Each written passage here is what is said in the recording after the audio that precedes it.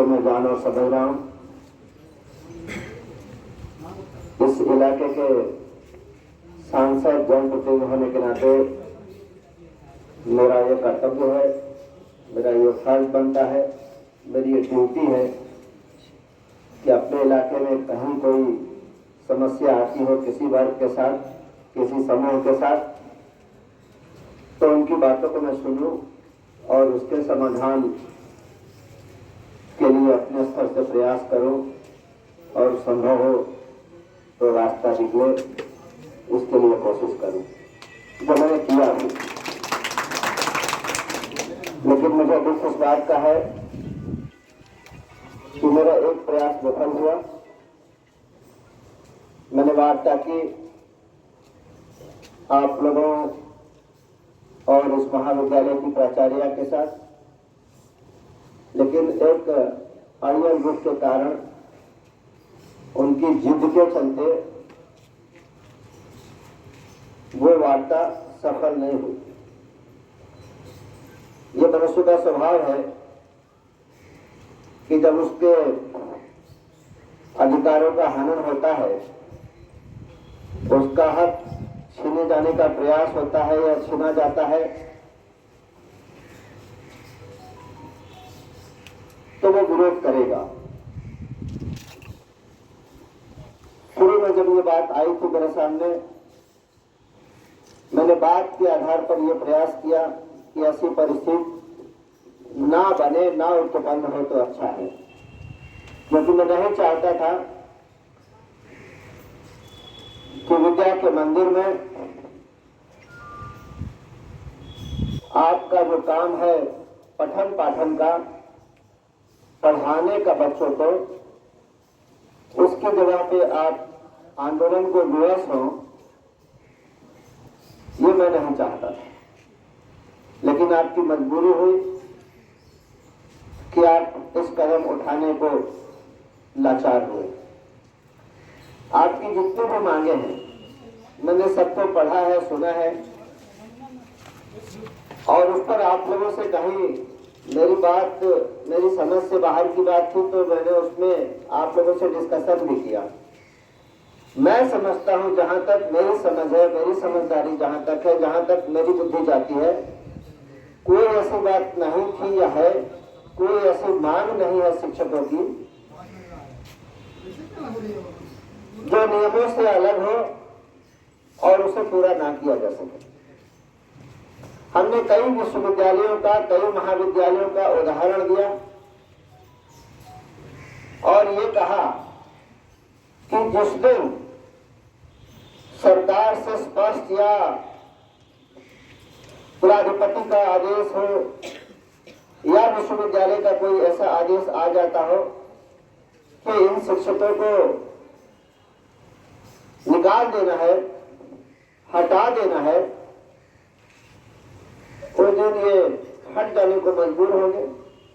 लेकिन अभी ऐसा कोई आदेश नहीं है।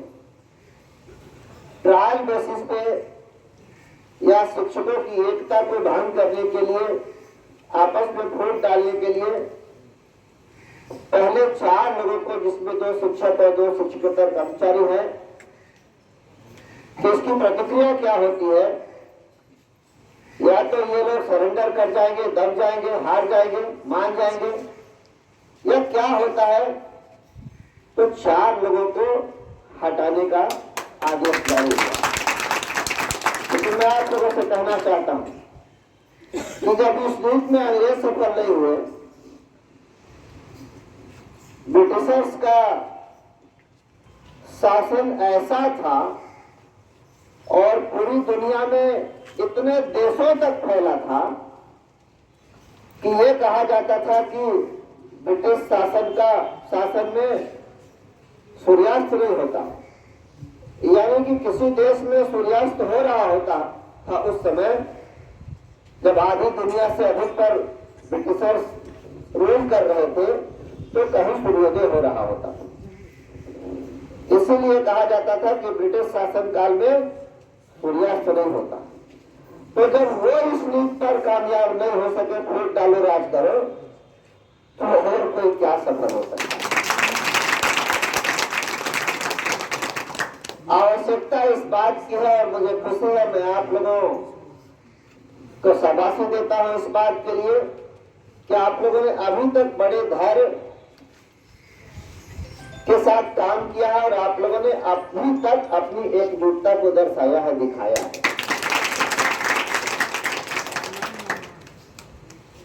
ये बात राजभवन तक मेरे द्वारा पहुंचा दी गई है, विश्वविद्यालय को भी अवगत करा दिया गया है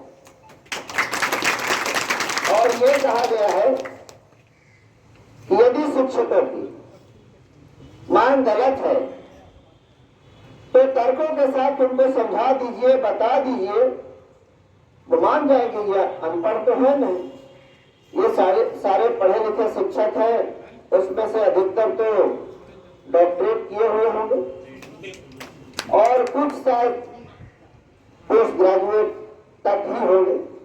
मैं मानता हूं कि 75% तो PhD किए होंगे। तो ये ऐसा वर्ग नहीं है जो कानून को नहीं समझता, जो व्यवस्था को नहीं समझता, जो किसी आदेश को नहीं समझता या नहीं मानने के लिए अपनी जिद पर अड़ा रहता है, ऐसा वर्ग नहीं है। और बात केवल शिक्षकों तक ही इस महाविद्यालय में नहीं रही। कल मेरे पास सैकड़ों की संख्या में बच्चे भी आए थे जो B.Pharma का स्टूडेंट। उन लोगों का कहना था कि कई महीने पहले हम लोगों की परीक्षा हुई, आज तक हम लोगों का रिजल्ट नहीं आया, जबकि उन लोगों को ऐसी जानकारी है कि यूनिवर्सिटी में रिजल्ट तैयार है। रिजल्ट लाने की जिम्मेवारी किसकी? कॉलेज प्रशासन की। कॉलेज प्रशासन विभागाध्यक्ष HOD पर लांछना लगाता है, उनके ऊपर जिम्मेवारी डालता है और HOD प्राचार्य के ऊपर, यानी विभागाध्यक्ष और प्राचार्य के बीच में जो तारतम्य नहीं है, जो तालमेल नहीं है, जो कंफ्यूजन है, उसका शिकार हमारे बच्चे हो रहे हैं। विभागाध्यक्षों के भी विभागाध्यक्ष प्राचार्य होते हैं या प्राचार्य होती है। इस महाविद्यालय में जितने विभाग हैं, उन विभागों के जो अध्यक्ष हैं, उन सबका अध्यक्ष आखिर कौन है? कॉलेज के प्रिंसिपल। तो ये उनकी ड्यूटी बनती है, ये उनकी जिम्मेवारी बनती है कि वो अपने किसी कर्मी को भेजकर या चाहे जैसे जिस व्यवस्था के तहत जहां है वहां ध्यान नहीं अपना केंद्रित करके और अननेसेसरी, अनावश्यक रूप से माहौल को खराब करना। यहाँ गंगा उल्टा बह रही है, जैसे माहौल को कोई और खराब करने का प्रयास करता और उस संस्थान का जो प्रमुख होता वो उसको शांत करने का, माहौल को अच्छे करने का प्रयास करता। चूंकि प्रशासनिक प्रमुख होने के नाते किसी संस्था के उसका ये फर्ज होता है, दायित्व होता है, ड्यूटी होती है कि अगर कहीं कोई अशांति करने का प्रयास करे तो उसको बातचीत के आधार पर या चाहे जिस तरीके को अपनाकर माहौल को शांत किया जाए, वातावरण को अच्छे किया जाए।